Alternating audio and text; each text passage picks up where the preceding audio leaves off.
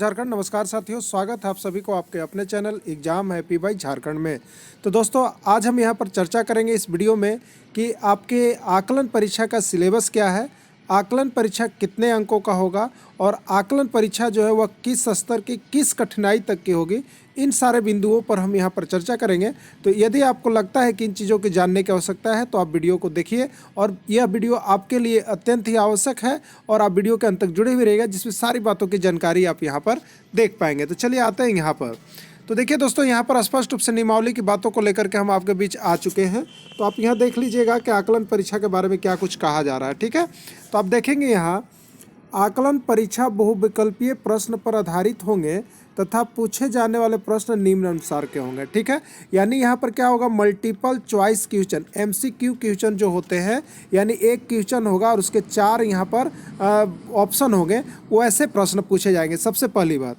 दूसरा देखिएगा, 70% प्रश्न पाठ्यक्रम पर आधारित होंगे। कहने का मतलब है कि 70% प्रश्न जो होंगे, जो आपका सिलेबस जो होंगे, वो पाठ्यक्रम यानी उस सब्जेक्ट वाइज होंगे। जैसे हिंदी हो गया, इंग्लिश हो गया, गणित हो गए, पर्यावरण अध्ययन हो गए, सामाजिक विज्ञान हो गया, विज्ञान हो गया, ये सारे पाठ्यक्रम जो आपका स्कूल में चलता है उस पर आधारित होगा। ठीक है, अगला देखिएगा, 20% प्रश्न शिक्षक कौशल एवं दक्षता परीक्षा से आधारित होगा। यानी 20 नंबर का जो मार्क्स होगा, 20 मार्क्स का जो होगा, वो आपका यहाँ पर शिक्षण कौशल एवं दक्षता आधारित, जिसको हम लोग यहाँ पर पेडागोगी के नाम से जानते हैं, बाल विकास, उससे पूछा जाएगा। और अगला देखेंगे आप, ग नंबर में 10% प्रश्न मानसिक एवं तार्किक क्षमता पर आधारित होगा। मानसिक और तार्किक क्षमता, जिसको आप लोग यहाँ पर देख सकते हैं, तो हम लोग कहते हैं रीजनिंग के नाम से जानते हैं। ठीक है, तार्किक क्षमता, तार्किक विकास, तो रीजनिंग से आपका यहाँ पर प्रश्न पूछा जा सकता है। अब देखिएगा,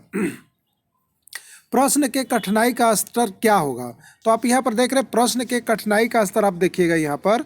तो प्रश्न के कठिनाई का जो स्तर है वो इंटरमीडिएट संविदा प्रशिक्षित शिक्षक के लिए माध्यमिक स्तर तथा स्नातक प्रशिक्षित संविदा शिक्षक के लिए इंटरमीडिएट स्तर का होगा। यानी अगर आप 1 से 5 के टीचर के लिए आकलन परीक्षा देंगे तो आपका कठिनाई का स्तर जो होगा वो मैट्रिक स्तर तक के प्रश्न पूछे जाएंगे। ठीक है, यानी 1 से 10 तक के जो मैट्रिक स्तर के जो प्रश्न होते हैं उस प्रकार के प्रश्न आपको सब पूछे जाएंगे। और यदि आप 6 से 8 स्नातक प्रशिक्षित के लिए आप देते हैं तो आपका कठिनाई का स्तर जो है अधिक से अधिक इंटरमीडिएट स्तर तक का हो सकता है, उससे ज़्यादा आपका नहीं होगा। ठीक है, अब आप देखिएगा, तो आकलन परीक्षा का 2 स्तर होगा, एक प्राथमिक विद्यालय के लिए और एक उच्च प्राथमिक विद्यालय के लिए होगा।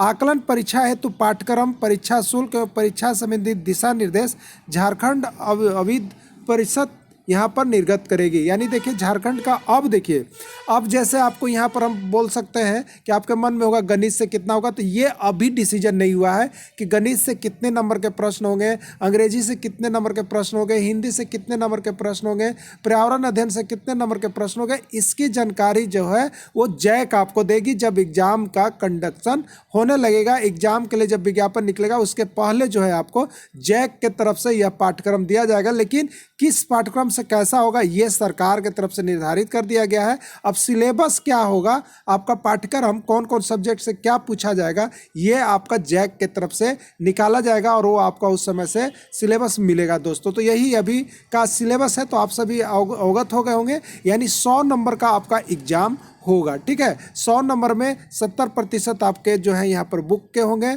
और 20 नंबर जो है आपका यहाँ पर मानसिक क्षमता का होगा और 10 नंबर जो है आकलन परीक्षा का होगा।